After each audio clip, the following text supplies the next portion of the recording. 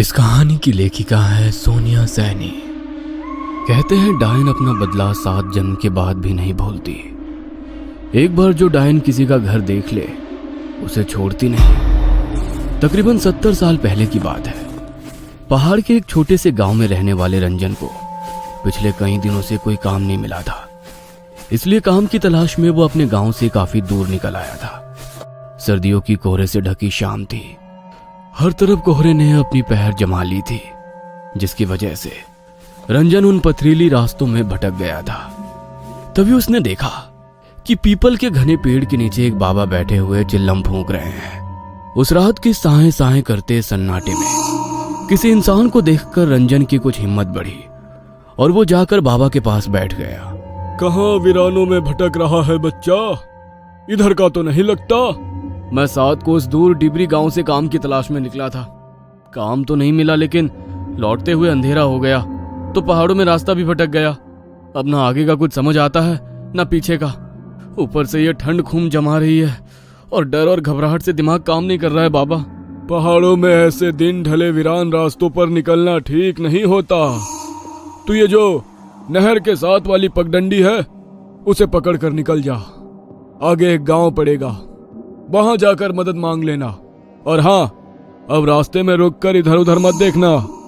रंजन को बाबा की बातें और उनकी वेशभूषा बहुत रहस्यमयी सी लग रही थी। बाबा के सर से लटकती लंबी जटाएं उनके मुंह को ढके हुए थी।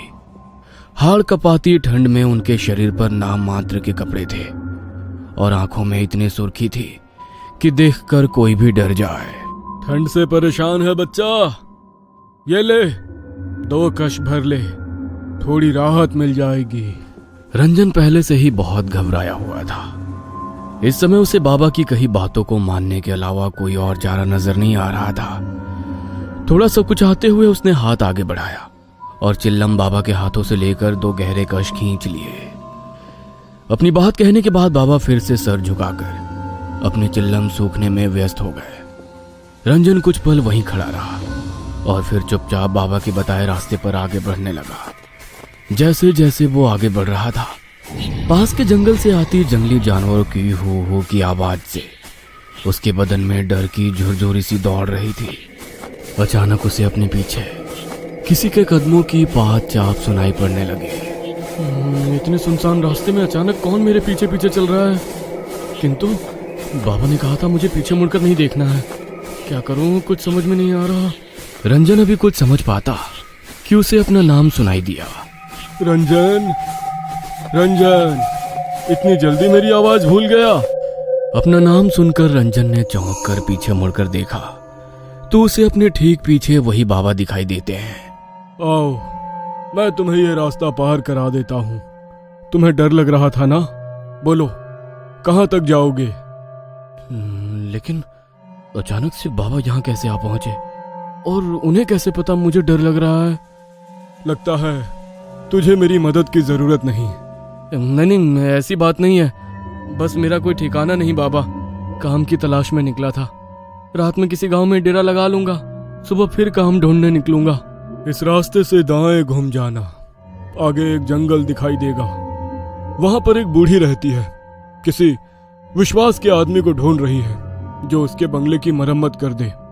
बदले में तुम्हें अच्छे रकम दे देगी, लेकिन उसकी एक शर्त है कि बस अपने काम से काम रखना होगा। घर में किसी सामान को हाथ नहीं लगाना है और बूढ़ी से कोई सवाल भी नहीं करना है। एक और बात का ख्याल रखना, बूढ़ी औरत के पीछे जाने की गलती कभी ना करना।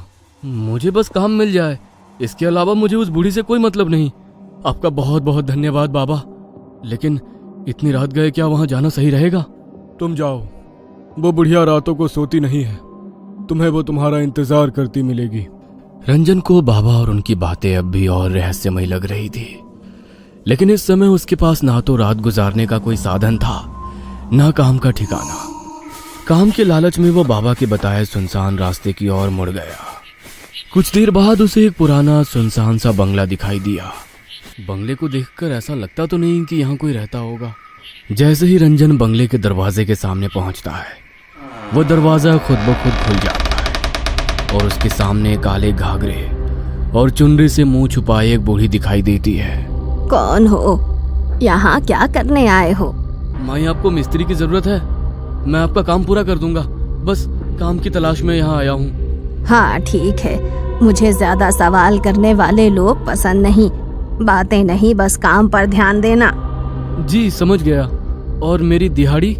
पैसों की तू चिंता मत कर, तेरी इच्छा से ज्यादा ही मिलेगा। बूढ़ी उसे अपने साथ बंगले के अंदर ले जाती है। अंदर का माहौल कुछ अजीब था। पूरे घर में अजीबो गरीब सी चीजें दिखाई दे रही थी। जगह जगह छोटे छोटे आईने लटके दिखाई दे रहे थे और उन आईनों के साथ अलग आकार की काले कपड़े से बनी गुड़िया लटकती हुई दिखाई दे रही थी। उन सभी गुड़ियों को देखकर रंजन को कुछ अजीब सी सिहरन महसूस हो रही थी।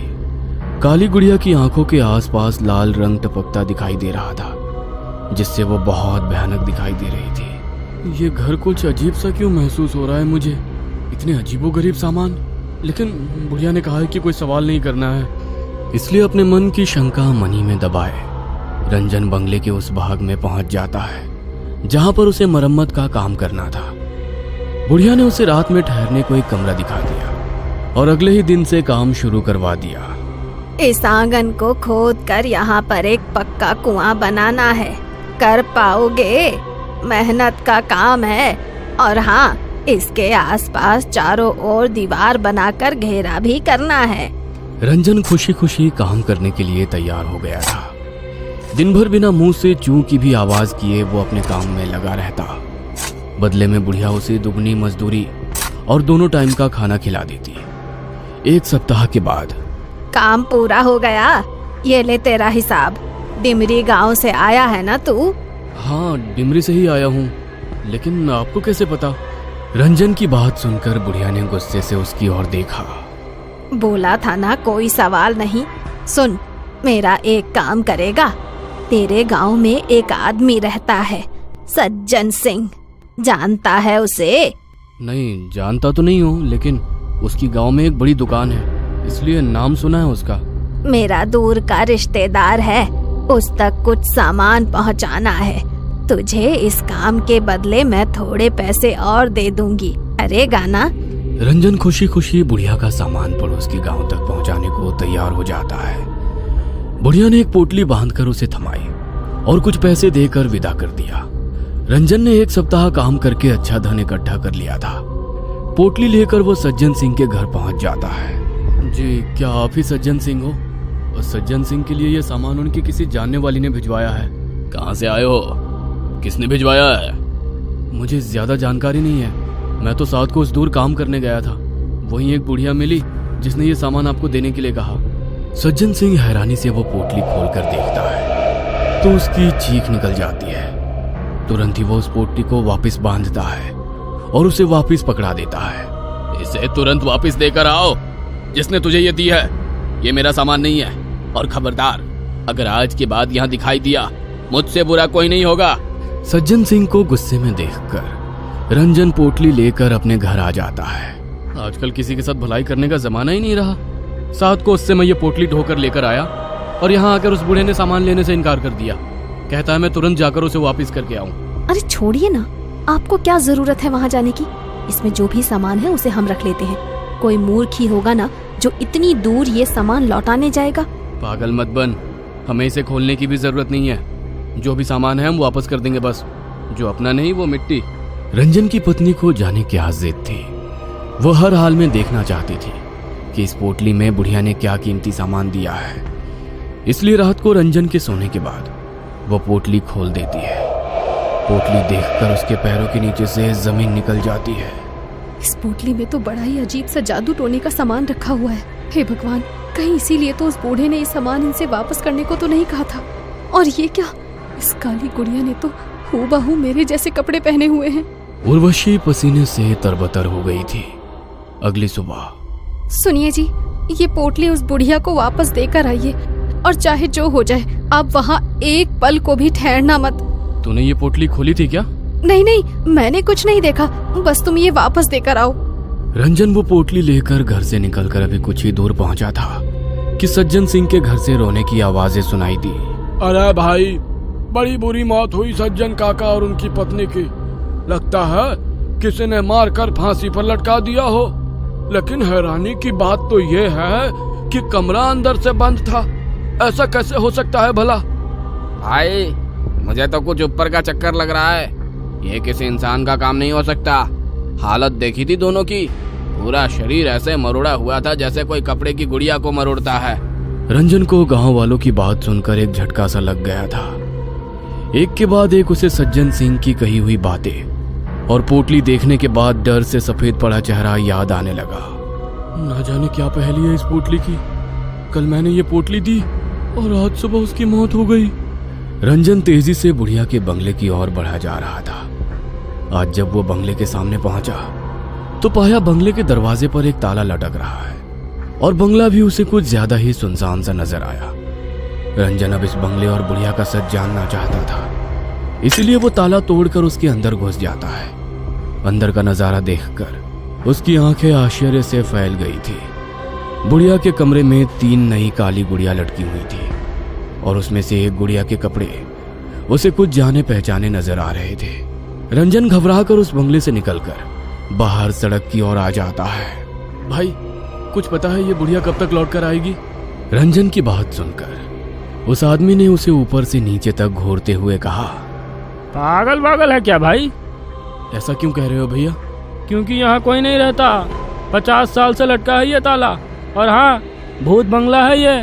रात के समय भटकना भी नहीं उसके आसपास। हाँ। उस आदमी की बात सुनकर रंजन की रीढ़ में ठंडक दौड़ने लगी। क्या भूत बंगला? भाई मेरे दादा कहते थे किसी डायन का बंगला है ये। इसमें वो तरह तरह के टोटके टोना किया करती थी। एक तांत्रिक था जिसने इस डायन की चोटी काट कर इसे जला दिया था। तब से ये बंगला ऐसे ही पड़ा हुआ है। कहते हैं आज भी रात के समय इस रास्ते से गुजरने वाले लोगों को वो डायन दिखाई दे जाती है और उस तांत्रिक का पता पूछती है। अपने सूखते हलक से रंजन ने अपना आखिरी प्रश्न किया। तांत्रिक? कहाँ रहता है वो तांत्रिक? कुछ मदद कर पाओगे क्या? भाई सुना है उसने इस डायन को मारने के बाद ये काम छोड़ दिया और दूर किसी गांव में जाकर बस गया। उसकी पहचान अब किसी को नहीं पता। बातें करते हुए रंजन बंगले से कुछ दूर तक आ गया था। आदमी के जाने के बाद अब मुझे ये पहली समझ में आ रही है। जरूर सज्जन सिंह वही तांत्रिक है जिसे वो बरसों से ढूंढ रही थी और उसे मारने के लिए उसने मुझसे इस पोटली में जरूर कोई तंत्र का सामान भिजवाया था जिसने सज्जन सिंह और उनकी पत्नी की जान ले ली। लेकिन अब मैं इस पोटली का क्या करूं? रंजन कांपते हाथों से उस पोटली को उठाकर जंगल की ओर फेंककर अपने गांव लौट आता है। गांव आने के बाद उसने अपने घर का दरवाजा खोला तो उसे उसकी पत्नी भी सज्जन सिंह की तरह रहस्यमयी हालत में फंदे से लटकी हुई दिखाई देती है। पत्नी के जाने से रंजन पूरी तरह टूट गया था। वो हर पल खुद को ही उर्वशी की मौत का जिम्मेदार मान रहा था। आधी रात का समय था। रोते रोते शायद रंजन की आंख लग गई थी। तभी उसे अपने दरवाजे पर दस्तक सुनाई देती है। रंजन दरवाजा खोलता है तो उसके सामने फिर से वही मनहूस पोटली रखी दिखाई देती है। डर से रंजन पसीना पसीना हो रहा था। घबराकर वो इधर उधर देखता है। कुछ ही दूर पर पेड़ की ओट में एक काले कपड़े वाली बुढ़िया घूंघट के पीछे से झांकती हुई उसे नजर आती है, क्योंकि जो पीछा छोड़ दे वो डायन नहीं। ये कहानी आपको अच्छी लगी हो तो हमें सब्सक्राइब करें, हमारा इंस्टाग्राम और फेसबुक पेज जरूर फॉलो करें। और हाँ दोस्तों, सब्सक्राइब करना भूलना मत।